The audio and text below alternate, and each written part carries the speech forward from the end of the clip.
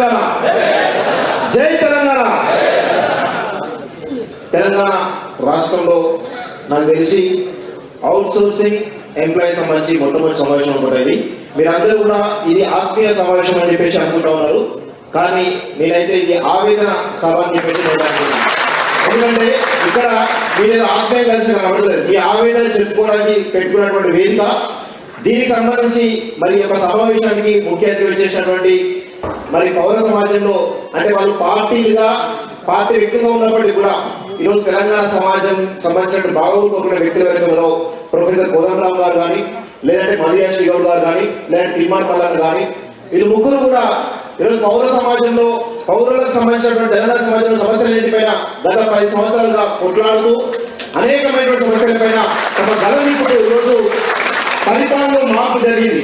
గతంలో నియంత్రణ పరిపాలన నుంచి ఈరోజు ప్రజా పరిపాలన జరిగింది వాస్తవం, కానీ ప్రజా పరిపాలన జరిగితేనే మన సమస్యలు పరిష్కారం అవుతాయంటే ఇక్కడ గతంలో అవుట్ సోర్సింగ్ ఎంప్లాయీస్ మీరు గత 10 సంవత్సరాల్లో నాకు తెలిసి అయితే ఎప్పుడు ఇలాంటి సమావేశం పెట్టే దాఖలాలు మొట్టమొదటిసారిగా మీరు స్వేచ్ఛగా ఒక మీటింగ్ పెట్టుకొని అది కూడా ప్రభుత్వ పెద్దల సంబంధించినటువంటి పెట్టడం అనేది నిజంగా కూడా ఇది అభినందనీయం.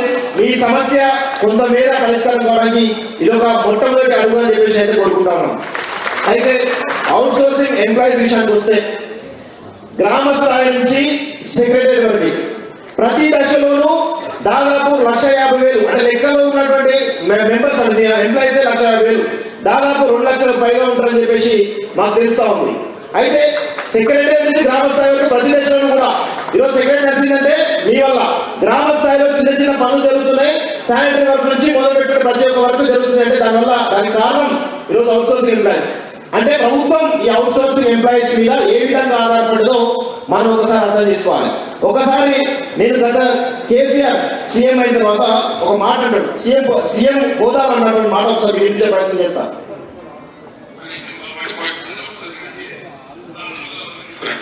సంవత్సరాల తరబడి పండితుడు అవుట్ సోర్సింగ్ నేను అదే మాట చెప్పిన, గతంలో ఉద్యమాలు కూడా నేను చెప్పిన కాంట్రాక్ట్ ఎంప్లాయీ కాంట్రాక్ట్ ముఖ్యమంత్రి పెట్టాలి వ్యక్తిని దొరుకుతాడు అంతే కదా. మంత్రులు ముఖ్యమంత్రి కూడా మరి కాంట్రాక్ట్ వేసుకుంటే మీ ఇప్పుడు 40 మంత్రులు దొరుకుతాడు. పేరుదయ్యా ఇది కేసీఆర్ సీఎం హోదాలో మీ గురించి మాట్లాడిన మాట. అసలు తెలంగాణ వచ్చిన తర్వాత అవుట్ సోర్సింగ్ వ్యవస్థనే ఉండదు, అదేవిధంగా కాంట్రాక్ట్ వ్యవస్థ అసలే ఉండదని చెప్పేసినటువంటి కేసీఆర్ ఈరోజు అవుట్ సోర్సింగ్ వ్యవస్థ మొత్తాన్ని కూడా తమ కుటుంబ సభ్యులకు సంబంధించినటువంటి తమ వర్గానికి సంబంధించిన కొంతమంది చేతుల్లో ఏజెన్సీని పెట్టుకొని ఈరోజు కోట్లాది రూపాయలు సంపాదించుకుంటా ఉన్నాడు. ఏ ఒక్క రంగాన్ని వదలలేదు కేసీఆర్, భూములు వదలలేదు, కాంట్రాక్ట్ వదలలేదు, ఆఖరికి మీ జీవితాలకు సంబంధించినటువంటి డబ్బులను కూడా కేసీఆర్ వదలలేదు. ఈరోజు ఇక్కడ నుంచి మనందరం కూడా కీలకమైన వ్యక్తులు ఉన్నారు. ఇమీడియట్ గా మీరు ఇక్కడ డెసిషన్ తీసుకున్నా ఖచ్చితంగా ఇక్కడ ఉన్నటువంటి ఏజెన్సీ వ్యవస్థ మొట్టమొదటిగా రద్దు అయితే కనుక వీళ్ళకు కొంత ఉపశమనం కలుగుతుంది వాస్తవంగా. ఎందుకు అంటే ఈరోజు నేను ఇక్కడ నాకు వాస్తవంగా కూడా ఒక చిన్న ఇక్కడ వీళ్ళు లెక్క చెప్పడం జరిగింది. 15,600 శాలరీ అంటే వీళ్ళకు బేసిక్ పే వచ్చేసి 15,600 శాలరీ, వాళ్ళ చేతికి వచ్చేదేమో 13,611 రూపాయలు. జనరల్ గా ఇదే శాలరీ కనుక గవర్నమెంట్ ఎంప్లాయీ ఉంటే 15,000 ఉంటే 70,000 శాలరీ వస్తుంది. పెరగాలా తగ్గాలా? మనకి పెరగాలి, కానీ ఇక్కడ ఏమైతే మీరు తగ్గుతా వస్తూ ఉంటుంది. దీనికి సంబంధించి 4 to 6% ఏజెన్సీ కమిషన్, అదేవిధంగా జిఎస్టీ అంటూ మళ్ళీ ఏజెన్సీ సంబంధించినటువంటి ఫార్ములా కాబట్టి జిఎస్టీ కట్టాలి కాబట్టి ఆ జిఎస్టీ కూడా మీ దగ్గర నుంచి వసూలు చేస్తూ ఉన్నారు. అంటే 15,000 శాలరీ తీసుకున్నట్టు మీరు 13,000 వస్తా ఉన్నది. అదేవిధంగా 30,000 తీసుకుంటే 17,000, అంటే 17,000 రూపాయలతోటి ఈరోజు ఒక ఎంప్లాయీ ఏం చేయగలుగుతాడు? కనీసం తన పిల్లలకు స్కూల్ అనేది చెప్పగలుగుతారా? స్కూల్లో మంచి స్కూల్లో జాయిన్ చేయగలుగుతారా? కనీసం తిండి మంచి పోషకాహార తిండి తినిపించగలుగుతారా?